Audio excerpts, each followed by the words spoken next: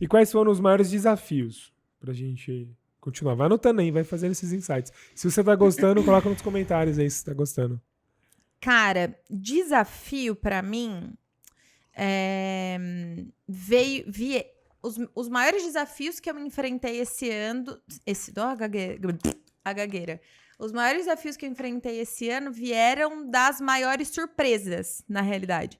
A gente sempre acha que quando a gente vira o ano e aí, enfim, escreve algumas coisas no papel e tal, que as coisas têm essa tendência de acontecer dessa maneira, né? Ou pelo menos que o curso das coisas caminhe para onde você estava conduzindo o leme do seu barco, entende?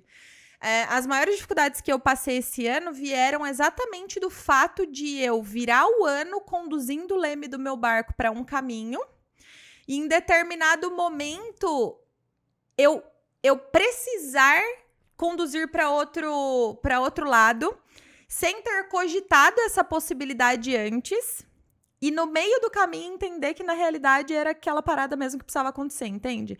É tipo, quando eu era adolescente eu adorava frases, né, tipo meio românticas e tudo mais, e aí falava uma menininha que tava apaixonada, né, nossa, quando eu te conheci você me virou do avesso, e aí eu descobri que o avesso era o meu lado certo. Tipo, comigo foi mais ou menos o que aconteceu esse ano. Então, eu imaginava e estava exatamente construindo um caminho, profissionalmente falando. E aí, não dava nem pra dizer que foi no meio do caminho, porque foi em meados de março. O rumo das coisas mudou completamente. E foi tudo muito rápido, porque ao passo que eu me vi perdida ali numa ruptura de sociedade, eu já coloquei no papel tudo que eu poderia fazer, executei todas aquelas coisas ali logo naquele começo de ruptura de sociedade, meio que nessa possibilidade de experimentar o que eu faria dali pra frente, e do experimentar surgiu tudo que eu tô fazendo hoje. Então, tipo, aquele momento foi uma dificuldade grande, porque primeiro entrou essa dificuldade, essa questão do decidir o que eu ia fazer. O segundo ponto foi a questão do próprio relacionamento em si, que se desgastou e foi uma coisa complicada realmente, então foi uma dificuldade de lidar por alguns meses. E outro ponto foi uma questão emocional e de saúde mesmo, que inicialmente era uma dificuldade, depois se tornou uma resposta e hoje me proporcionou muita clareza, assim. Acho que essa é a primeira vez que eu vou falar abertamente sobre isso, mas eu vivo soltando, né, dicas e pistas e tudo mais no meu podcast, nos stories e tudo mais, mas ainda não tinha falado sobre isso. E assim, eu acho bem tranquilo, porque por muito tempo, inclusive nos últimos anos, eu fui podada, assim, de explicitar algumas fraquezas ou vulnerabilidades, enfim, que na verdade eu nem achava fraquezas ou vulnerabilidades, mas eu fui conduzida a pensar que sim.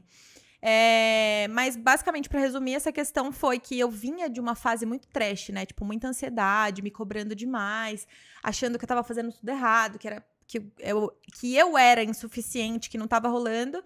E aí, por um soprinho de Deus, porque pra mim só pode ser isso, teve que um dia, olhando no TikTok, começaram a aparecer alguns conteúdos com relação ao TDAH pra mim.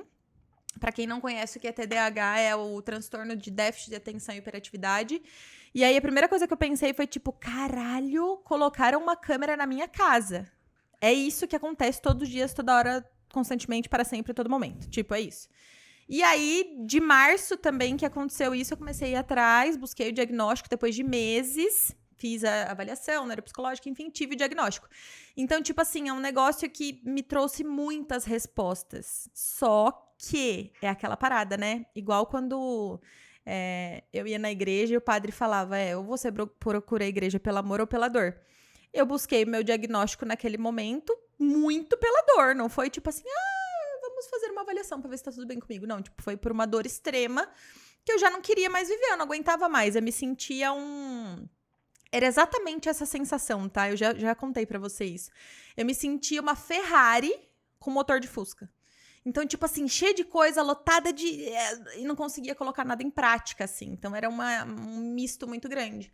E aí, foi muito louco, porque se tem uma coisa que eu consigo ser este ano, nem sei, nem lembro se essa pergunta tá mais pra frente, mas tem uma coisa que eu consigo ser este ano, é grata exatamente por ter acontecido tudo aquilo que eu não imaginava que ia acontecer. Entendeu? Então foi, tipo, exatamente daquilo que eu não esperava, que eu não me preparei, que eu nem tava cogitando, que vieram todas as outras melhores coisas do meu ano. E toda essa sensação e esse sentimento que eu tô conseguindo encerrar esse 2022, entendeu? Muito bom. Então, tô bem satisfeita nesse aspecto.